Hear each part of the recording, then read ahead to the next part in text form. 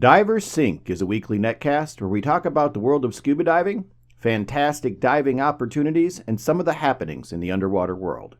We also provide tips and discussions about scuba diving and get excited about upcoming dives and adventures. Learn how you can join us on our dives and become part of the program by following DiverSync on Facebook, YouTube, and Instagram, or by visiting our website at www.diversync.com.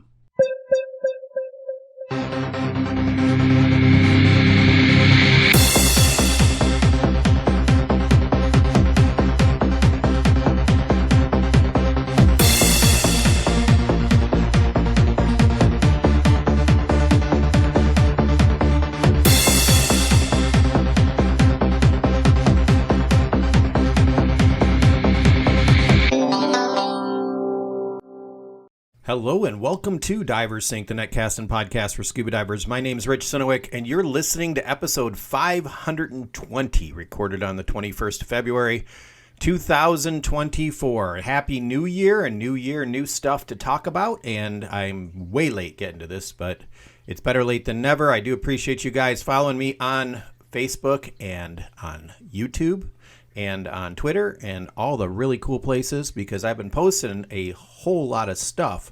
I just haven't had a whole lot of time to sit down and do a podcast.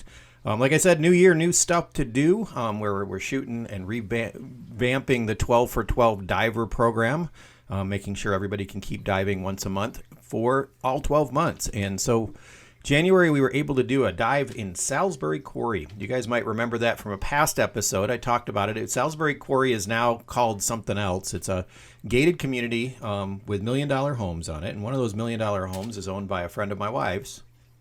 And that friend allowed us to go diving with us a couple years back. And last year they got certified. And this year they let us come back for a day of diving.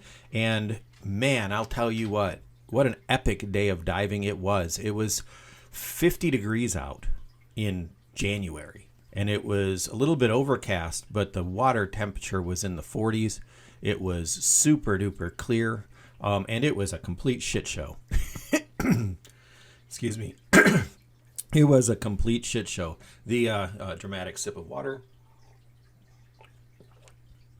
Clear my cough. But the complete shit show that it was because it was our first time back for most of us after a month in Bonaire. And I was way underweighted. I don't know why. I think it was because my camera was properly balanced for the first time. I had camera issues. It turns out my dome was having a seating issue. Didn't flood it, but got a little bit of water in it. Enough to set off the alarms. There was a small group. It was expected to be bad weather. We had bad weather right up until that day and bad weather right after that. But I'll tell you what, for those people who made the choice not to go diving, they made a bad choice. It was the carp were everywhere. I have not seen that many carp schooling ever, and let alone to be seeing them in the wintertime was something. But that was our January dive. And I started something in January, which I'm kind of, I stole it from another dive shop. Hats off to Mars Scuba in Mars, Pennsylvania, just outside of Pittsburgh. They gave me the idea of doing winter workshops. And it's a 5-workshop series. And the first one that we did was a buoyancy workshop, buoyancy and finning. And it was essentially a beefed up peak performance buoyancy control course. Peak performance buoyancy course, and a beefed up aquarium tryout dive. So we had hoops to swim through, you had kelp to swim around, you had obstacles to try, and it was really cool because it was one of those things where you had to be really aware of where your body was. And so the buoyancy control, and it's hard to do in 8 feet of water. And so, but I had some great people that were doing it. They said they got a lot out of it. They all signed up for all of them. And so this month, we're going to be doing a underwater imaging one. So they'll get an opportunity to try the new iPhone case from Oceanic. They'll get an opportunity to try the paralenses, because I do have a bunch of those I bought from the factory direct. And after they've went out of business, I love them. And they're going to make excellent rentals for us. But that's going to come up. And then, we had a really good time in the pool, giving people the opportunity. For those people that signed up for that, they're going to get the first 5 months of 12 for 12 done, and then they're going to get the next 3 months, 4 months, and then I'll do something else to get them in the water. Pools count, guys. The reason for 12 for 12, again, if you've listened to this podcast in the past, I do repeat myself a lot, but what you get out of it is that in the 12 for 12 thing, it came up when my wife and I volunteered for Newport Aquarium. If you guys are anywhere in the Cincinnati area listening to this, I highly recommend you see if you can get into an aquarium program. They're really good ways to get diving, but they commit you to getting in the water at least once a month, every month. And if you get in the water once a month, every month, something magical happens. Diving is no longer a shit show. It's something that you're comfortable with and that you're just fine-tuning each time. And what we usually get is in the spring, we would do a trip. In 3 weeks, we're going to Utila. Still spots open if anybody wants to go.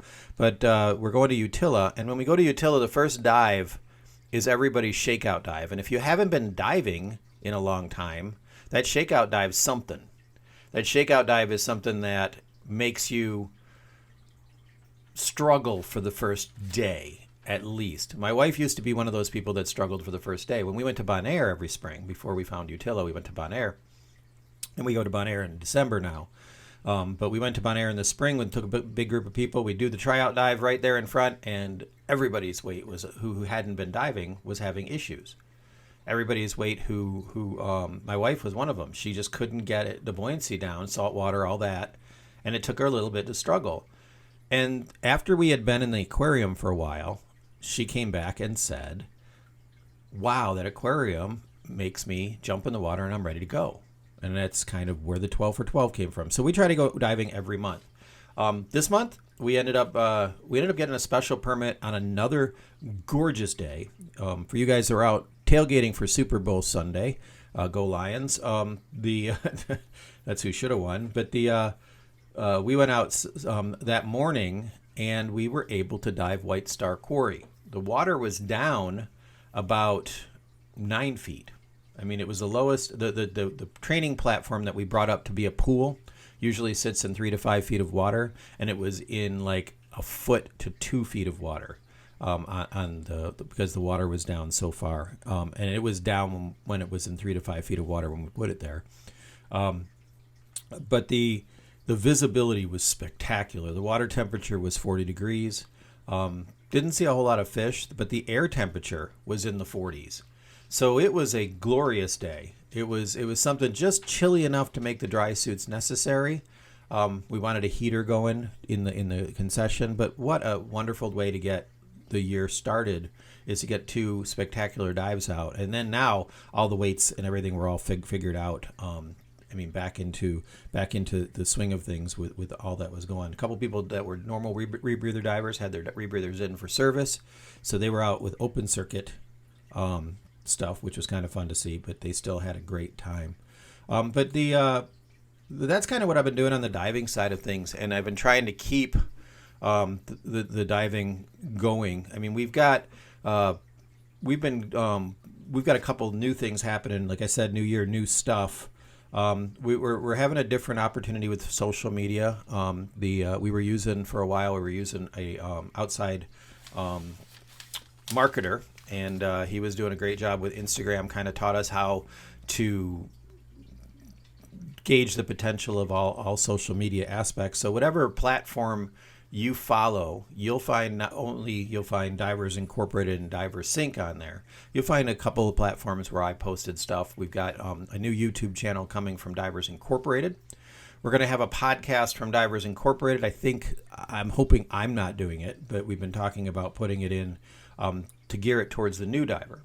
And it may not be a full-blown podcast, but it's going to be a couple of episodes, maybe a bunch of shorts that help people who are thinking about diving. Because one of the things that this podcast has done is I talk to divers. It's a netcast and podcast for scuba divers. And I think that I might be. I mean, I don't know. We used to have some people who used to listen to this podcast that weren't certified yet.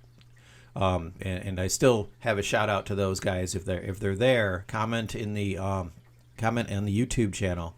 If you're listening to this on Spotify or some other place where the RSS feed's coming through, that's a cool thing.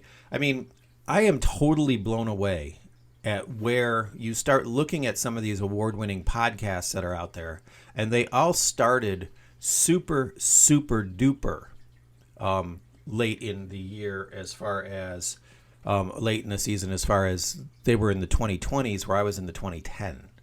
And I let mine go a little bit early, but the boom has taken and driven technology. Like they used to joke about technology in video online was driven by the porn industry because video production was kind of their thing, and now it's driven by the news people that are doing it, and the video that's out there, new programs coming in. I mean, I'm still blown away by everything that's an opportunity for me, and I don't have time to make it a full-time career.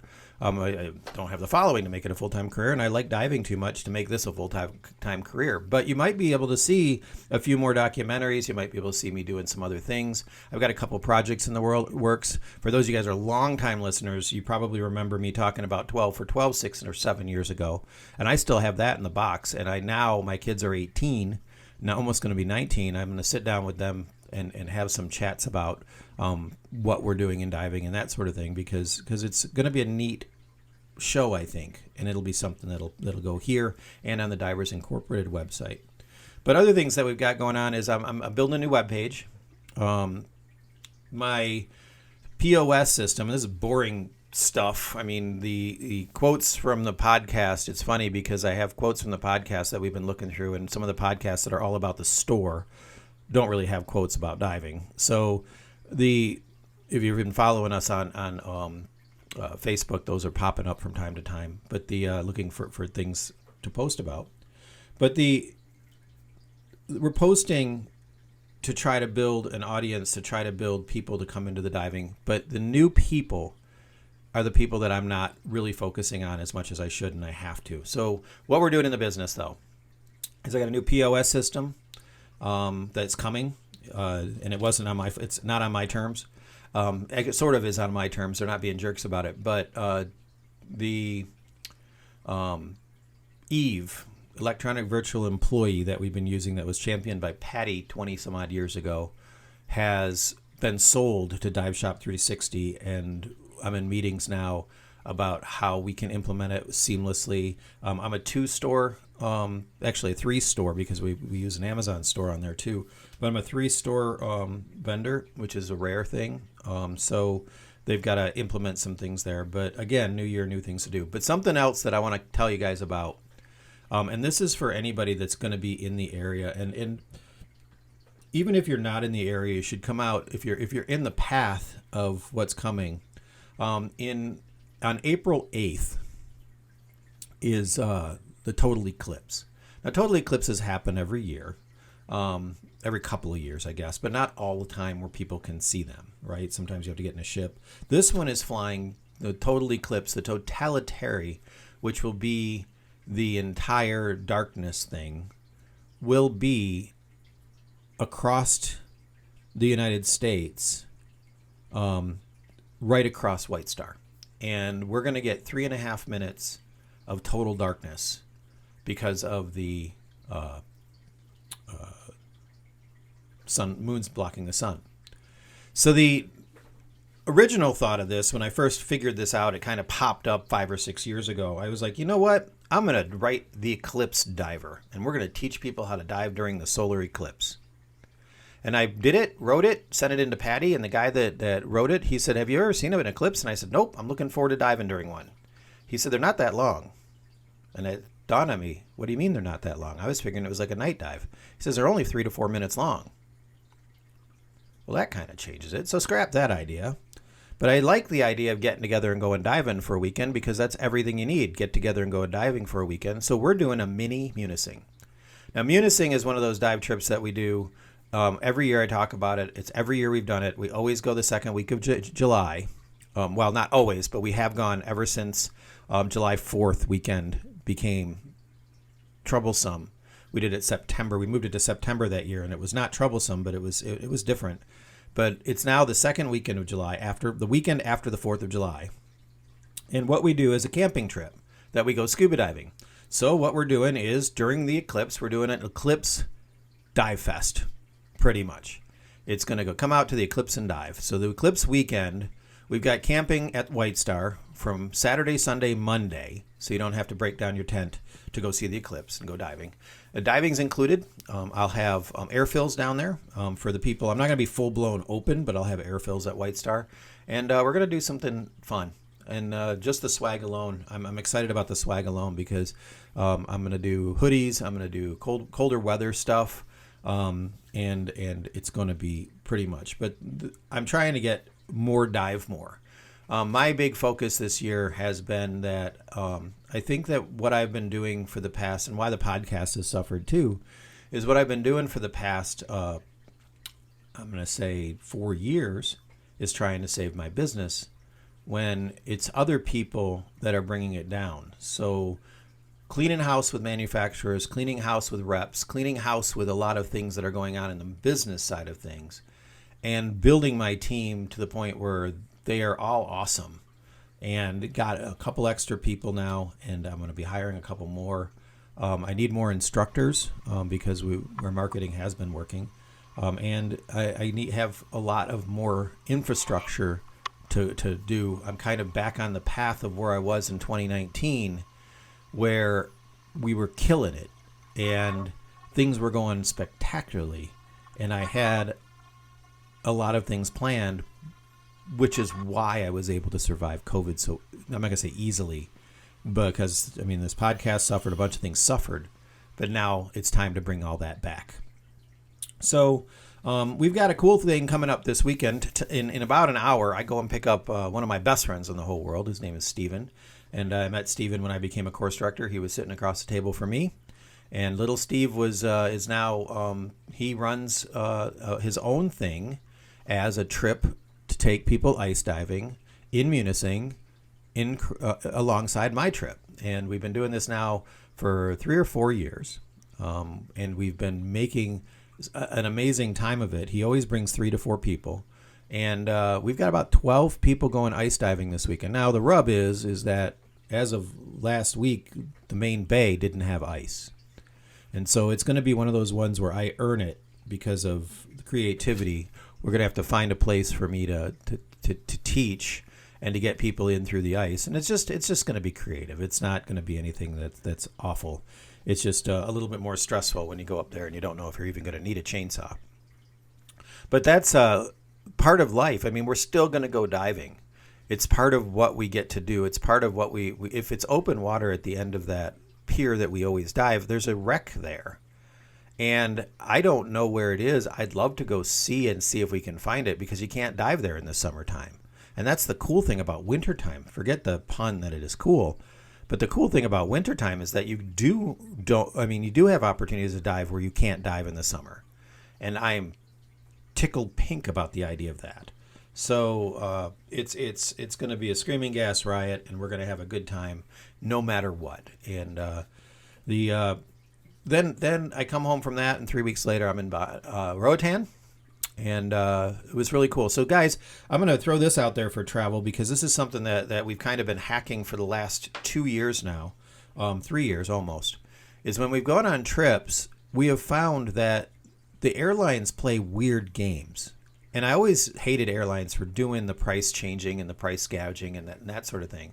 But they play weird games. And I'm going to tell you, one of the best games we found was a year ago when we went to Cabo San Lucas. We found airfare out of Detroit, non-stop from Detroit to Cabo San Lucas, $1,300, like around $1,200 and something dollars. Then we found that out of Cleveland, you could do it for $400 and something, a little bit under $5. One stop, and that stop was in Detroit to get on the same flight that was $1,200 nonstop. That's how ridiculous this is. So for Roatan, we were originally going to go down there a day early because of the ferry and our fiasco. If you listened to a podcast about that last year, the fiasco of the ferry, we missed the ferry and had to fly all of our baggage on separate flights and all that kind of stuff. But when it was all said and done, we went and we looked, and if you jumped a day, and we went down there instead of Friday, we went down there on Thursday, and instead of flying home on Sunday, we flew home on Tuesday. It was so cheap that it was cheaper even paying for the hotel rooms. And all we had to do was fly out of Cleveland, and it was cheap. And it's if you can play those games. I know a longtime listener is a guy named Nick. He's a travel agent who's retiring. He's a part-time travel agent going into full-time because he's finished up his 20 years in the service. So I'm looking forward to being able to promote him a little bit and use him. But he's somebody to probably reach out. He does a lot of cruises, which is something my family and I don't do. Maybe someday, but that's coming up. But lots of stuff coming up this year. So the quarry is going to probably open early, which is nice. It also means I move up my timeline for separating work from pleasure and moving stuff into, I got to get compressors running and all that kind of stuff going. But we're probably going to open early because today was 55 degrees. It is February, and it's super warm out, and spring is here as far as I hope. I mean, I know we're going to get 2 more really bad snowstorms. I hope it's this weekend, and I hope it's going to be not on the way up there, but when we get up there, everything freezes, super duper cold, flash freeze, super clear ice, and then it can be done. And then I'm done for the year. So lots going on. So I think that brings us up to speed. I'll try to make these a little bit more poignant. If you guys put in the comments what you want to hear, I can appreciate that. I didn't want to let this go a little bit longer, so it's not as prepped and it's a little bit more off the cuff than I want to do. I'm going to try to do a little bit more, in the shorts portion, a little bit more documenting of what I do every day. I spend my days now pretty much working either on social media, on the website, on building my business, and then the things that only I can do. My staff is spectacular. They can do a whole lot more than me. But my only things I can do are the rebreather repairs, the rebreather training, and the technical training, which is blown up. I'm going to be probably sold out of all my technical stuff coming up this summer if this keeps going. So I'm pretty excited about that too. So lots to talk about in the coming days. I'm hoping to get out. We're going to go diving this weekend. I'm going to have a podcast next week. Hopefully next Wednesday, I'm going to jump on this, try to do every week again. I might do something shorter. It might not be a full-blown podcast. So if you are listening to this and you haven't heard a podcast in a while, go back and look at YouTube. We got a lot of shorts, a lot of little things there. I'm starting to experiment with voiceovers with the shorts. I'm starting to also thinking about doing some Facebook Live stuff. I'm reading notes on this to see if I can learn the platform Twitch, because much like, if you're really from the beginning, much like TalkShoe, Twitch is kind of the new TalkShoe. And it allows us to have a chat room, allows me to talk to people, allows us to have a discussion, and we're going to see about maybe doing that in the coming year. So lots of cool stuff coming up. So I appreciate you guys listening. If you've gotten this far in this podcast, thanks for getting my numbers up on YouTube. Do me a favor, and if this is your first time here, subscribe, do all the little things. Hit the bell, subscribe, get the notifications, because these do pop up from time to time. And if you're following us on TikTok, I am on TikTok, Snapchat, either as Divers Incorporated or DiverSync, or both. I'm on Twitter, TikTok, X, Instagram, TikTok, YouTube Shorts, YouTube, Tumblr. We have a Tumblr article. Those have a little bit more beef to them. They're blogs, and you're going to see a lot more coming. So appreciate you guys being here, and until next time, we'll see you. DiverSync is a cooperation between Divers Incorporated and Divers Media Group. You can download archived past editions worldwide over the internet at DiverSync.com. If you wish to support DiverSync financially, you can find us on Patreon for bonus content, announcements of live performances, product giveaways, and other opportunities to be part of the program.